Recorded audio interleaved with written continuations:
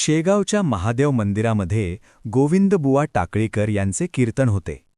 गोविंदबुवा हे वऱ्हाडातील प्रख्यात कीर्तनकार, अध्यात्माचे मोठे अधिकारी पुरुष. त्यांच्या कीर्तनाला पंचक्रोशीतील भाविक येत असत. त्यांचे कीर्तन शेगावात आहे म्हटल्यावर बंकटलालाही त्यांच्या कीर्तनाला निघाले. रस्त्यात त्यांना पीतांबर शिंपी भेटले.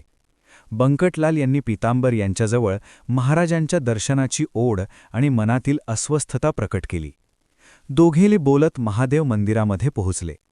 तेथे गेल्यावर त्यांच्या आनंदाला पारावार उरला नाही, कारण महादेवाच्या मंदिराच्या समोर प्रत्यक्ष गजानन महाराज बसलेले दिसले.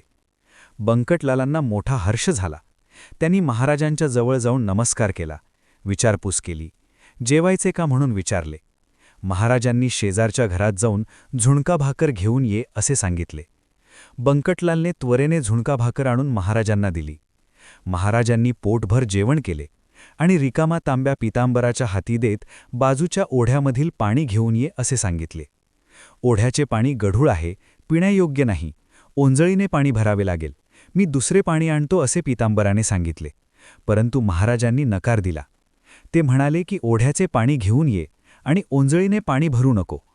महाराजांच्या शब्दावर विश्वास ठेवत पीतांबर ओढ्याजवळ पोहोचले. ओढ्यात ओंजळीने पाणी घेता येईल एवढेही पाणी नव्हते. मात्र महाराजांची आज्ञा पाळत त्यांनी ओढ्यात तांब्या बुडवला आणि ओढ्याला खड्डा पडला. त्यामध्ये स्वच्छ पाणी दिसले. पीतांबराने तांब्या भरला आणि गजानन महाराजांना पाणी दिले.